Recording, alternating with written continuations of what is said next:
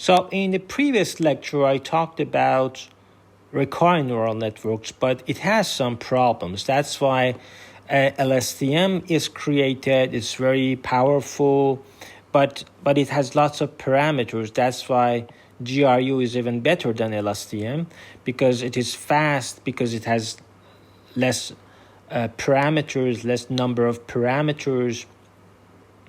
So there are some bottlenecks and some problems for recurrent neural networks.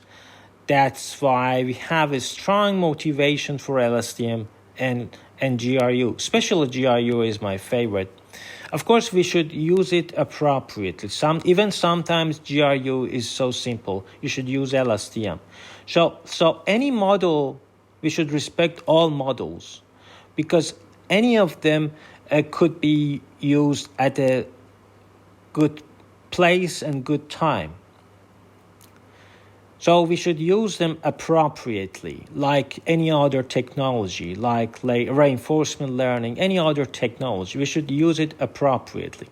Just like attention, that we should focus at special time and special place. So we attend at special time and special place. And so the one drawback is that the information encoded in hidden states tends to be fairly local.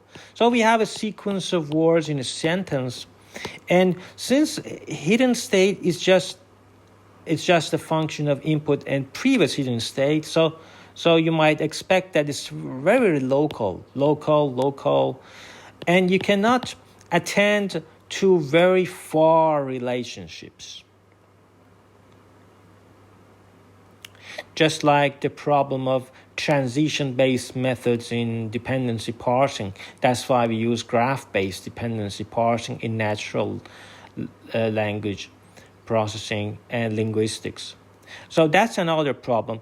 But they are also being asked to perform two tasks simultaneously: provide information useful for the current decision and updating and carrying forward information required for future decisions. But the most important drawback is the third one, which is called vanishing gradient problem. Because it is a sequence, and each time, at the end of the day, you should use backpropagation. But each time, if it is a long sequence, it creates a small gradient. So it vanishes, the gradient vanishes. And that's why it's a great motivation for LSTM and GRU. LSTM has lots of parameters, but it's very powerful. GRU has less parameters and it is fast. That's why nowadays we use it GRU, especially a version of that which is called bidirectional GRU. Of course, LSTM has its own versions, such as stacked LSTM, bidirectional LSTM, and so on.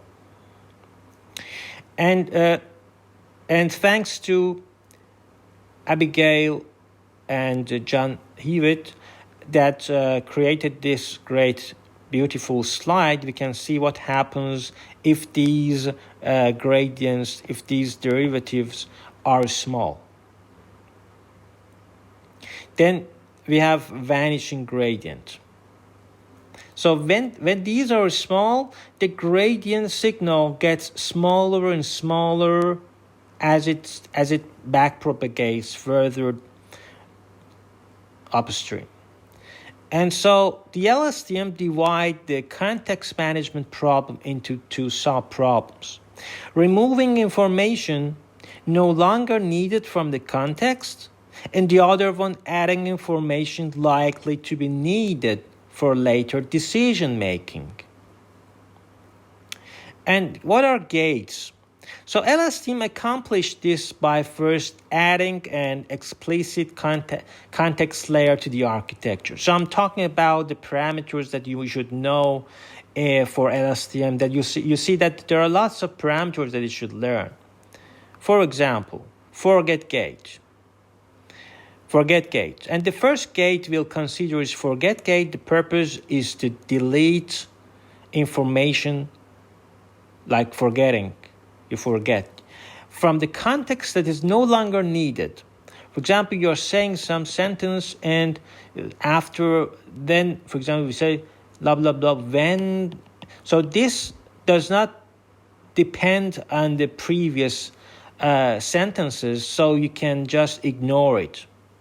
So we don't need to memorize the previous sequences because we have a concept of memory. And so this is forget. You delete when you don't need it. The forget gate computes a weighted sum of previous state hidden layer and a current input and passes that through sigmoid. This mask is then multiplied element-wise by the context vector to remove the information from the context that is no longer required. Element-wise multiplication of two vectors, this one, which is called Hadamard product, is the vector of the same dimension as a two-input vector. You know what is Hadamard. So the next task is compute the actual information we need to extract from previous hidden state and current inputs. Another things that you should know is add gate. Add gate to select information to add to the context. So it is just I and j, which you sum that, then you have to the modified context to get our new context vector. So it's kind of, we have a context vector, but it is composed of I and j. So it focuses on previous hidden states and your input. Also, so I and j are combined to get new context vector. And finally, the output gate is used to decide what information is required for the current hidden state. So this is the architecture of LSTM. You have a bunch of, so it's a single LSTM unit because you have lots of LSTM units.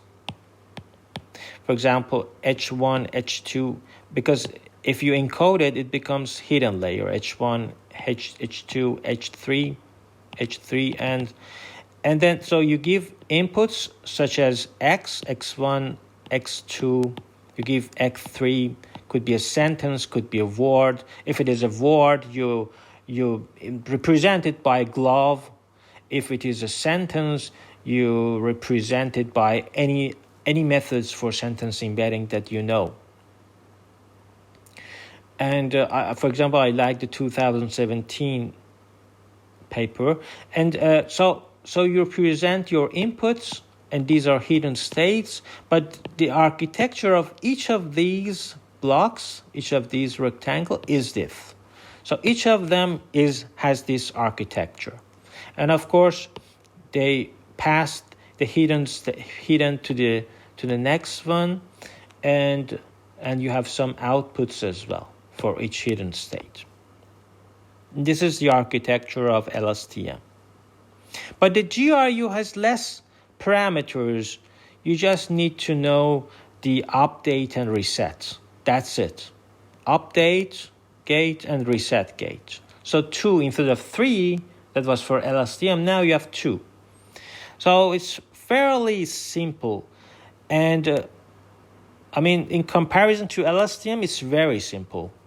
Although recurrent neural networks can theoretically capture long-term dependencies, they are very hard to actually train to do this. So gated recurrent units are designed in a manner to have more persistent memory, thereby making it easier for recurrent neural networks to capture long-term dependencies. So I cannot say that the problem of vanishing gradients is disappeared. We don't have such a problem. We have that problem, but it's so small that we can ignore it. And this is the schematic for gated recurrent unit, and this is for LSTM. You see, this GRU looks very simple. It has just reset and update, and that's it. So we reset it and then we update it. These are the only things that we need to know.